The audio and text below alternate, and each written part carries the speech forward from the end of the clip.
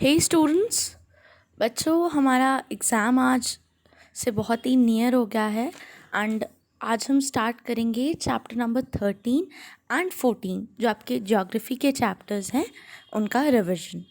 ठीक है, तो आप अपनी बुक में जहाँ पे भी आपने उनको मार्क किया है और नोटबुक में जहाँ शॉर्ट आंसर्स लिखे हैं उनको ओपन करके बैठिए। हम स्टार्ट करते हैं अपना रिवीजन। ओके चलो, रेडी। फर्स्ट क्वेश्चन है, dash is the top most layer of the earth. Earth की सबसे ऊपर वाली लेयर क्रस्ट, सबसे अंदर वाली कोर, पता होगा आपको। Then average radius of mantle is about, ये आपको सारी जितनी भी हमारी लेयर्स हैं कोर क्रस्ट मैंटल सबकी रेडियस आपको एवरेज पता होनी चाहिए। It's 2900 kilometres. किसकी है ये एवरेज रेडियस? मैंटल की। ठीक है। Then core, core is also known as barysphere, मालूम होगा सबको। देन नेक्स्ट है, dash is made up of iron and निकल।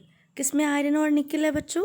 कोर में, और मेल्टेड फॉर्म में आयरन एंड निकल है।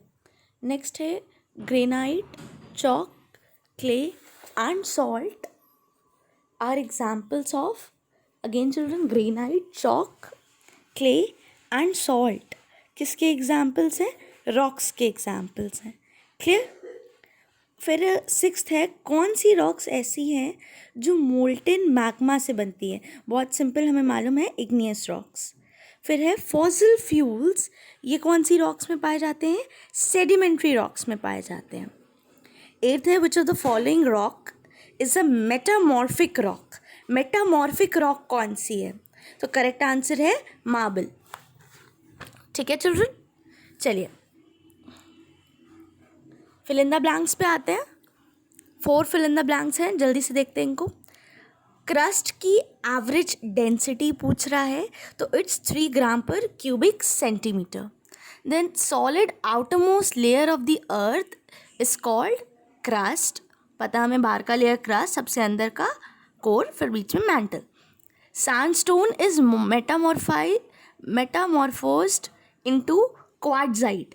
याद रखना है आपको, क्वार्ट्जाइट अगर पूछा जाए किससे मेटामॉर्फाइज्ड होके बनता है, तो सैंडस्टोन से, एंड उल्टा भी पूछा जा सकता है आपसे, तो दोनों वे से आप याद रखोगे।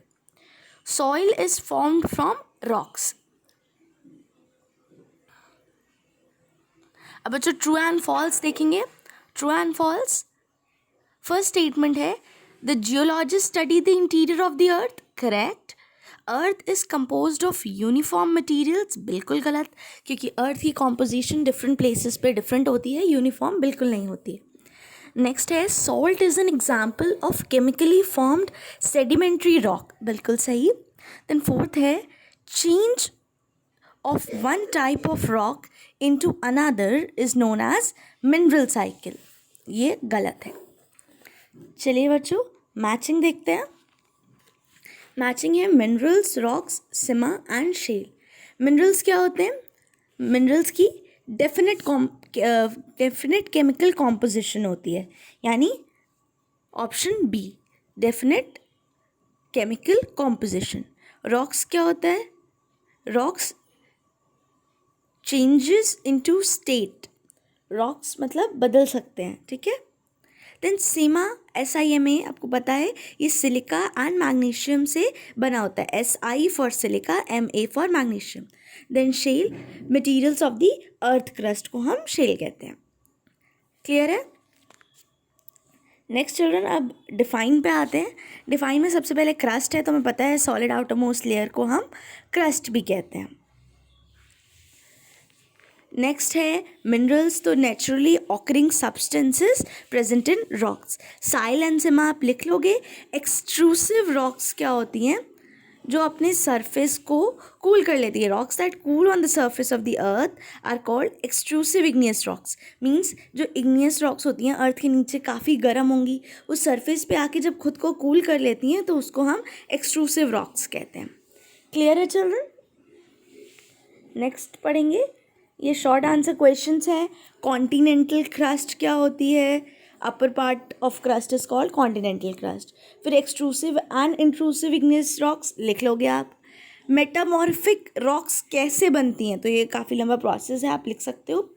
और रॉक्स और मिनरल्स कैसे हमारे लिए यूज़फुल हैं, तो इसमें आप कुछ पॉइंट्स लिख दोगे, जैसे सॉइल भी एक रॉक का फॉर्म है। इसमें जो केमिकल सेडिमेंट्री रॉक्स में पाए जाते हैं उनसे फर्टिलाइजर्स बनते हैं। एंड काफ़ी इनके यूजेस वाले पॉइंट्स आप मेंशन कर दोगे। Clear?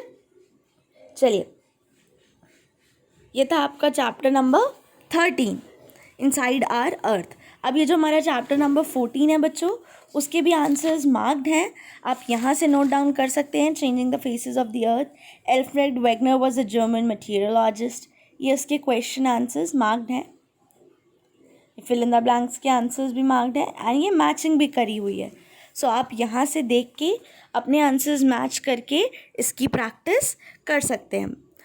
All the best children for your coming exam. बहुत ध्यान से करिएगा, जितना पार्ट पहले आए पहले उतना अटेम्प्ट कर लीजिएगा एंड उसके बाद उस पार्ट पे जाइएगा जो आपको नहीं आ रहा है। ये नहीं कि अपना मैक्सिमम टाइम आपने स्पेंड कर दिया उस पार्ट पे जो आपको आता ही नहीं है। तो अगर आपको किसी में डाउट लग रहा है तो आप तुरंत मुझसे पूछ लीजिएगा। बाकी अपनी प्रिपरेशन अच्छे से करिए।